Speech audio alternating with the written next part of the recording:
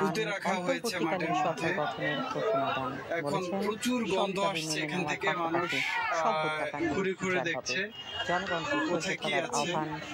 প্রচুর এখানে গণকবর দেওয়ার শঙ্কা করা হচ্ছে। চলছে, প্রধানমন্ত্রী প্রচুর অনেক গন্ধ বেরোচ্ছে এখান থেকে। এই জায়গাটি হচ্ছে গণভবনের ভেতরে সামনের সাইড।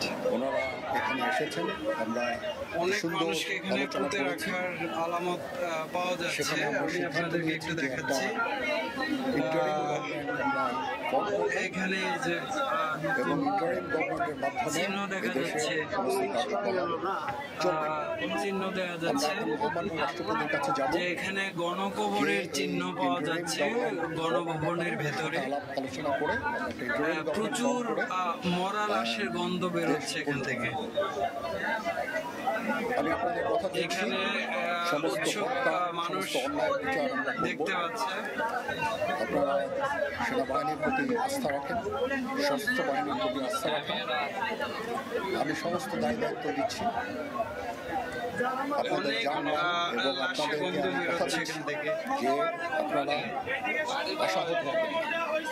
ইনশাআল্লাহ আপনাদের যত দাবি আছে সেই দাবিগুলো আমরা পূরণ করব এবং দেশে একটা শান্তি শৃঙ্খলা ফিরিয়ে নিয়ে আসবো।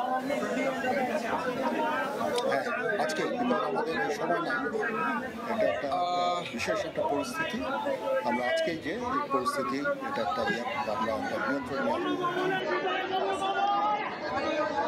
না, যদি জিনিসটা শান্ত হয়ে যায় তাহলে এখানে আপনি কি শঙ্কা করছেন? কোনো কনফ্লিক্ট প্রয়োজন নাই, কোনো গোলাগুলির প্রয়োজন নাই। আমি আদেশ দিয়ে দিয়েছি, সেনাবাহিনী কোনো গোলাগুলি করবে না, পুলিশ কোনো গোলাগুলি করবে না।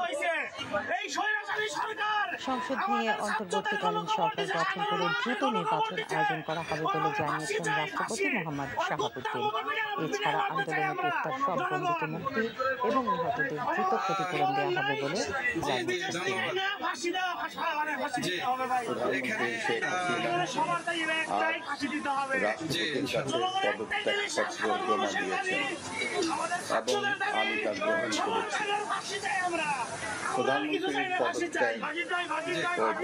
এই মুহূর্তে এখানে মানুষ খুবই ফেটে পড়ার মতো অবস্থা। প্রচুর গণকবরের সন্দেহ করা হচ্ছে এখানে গণভবনের সামনে ভেতরে। তো এখান থেকে প্রচুর গন্ধ বেরোচ্ছে। এখানে টেকাই রায় হয়ে পড়ছে। এখানে চিহ্ন দেখা যাচ্ছে, অনেক নতুন কবরের চিহ্ন পুঁতে রাখা হয়েছে, পুঁতে রাখার চিহ্ন দেখা যাচ্ছে গণভবনের ভেতরে। আল্লাহ ভালো জানেন যে এখানে কি হয়েছে, কত কি পরিমাণ লাশ এখানে পুঁতে রাখা হয়েছে। বৈষম্য বিরোধী ছাত্র আন্দোলনে নিহত শহীদদের স্মরণে শোক প্রস্তাব গৃহীত হয়। এছাড়া জরুরি ভিত্তিতে একটি অন্তর্বর্তীকালীন সরকার গঠনের সিদ্ধান্ত নেওয়া হয়।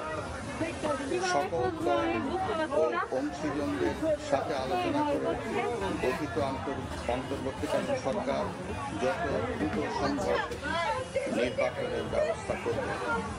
বৈষম্য বিরোধী ছাত্র আন্দোলন ও বিভিন্ন মিথ্যা মামলায় আটক সহ সকল বন্দীদের মুক্তি দেওয়া হবে।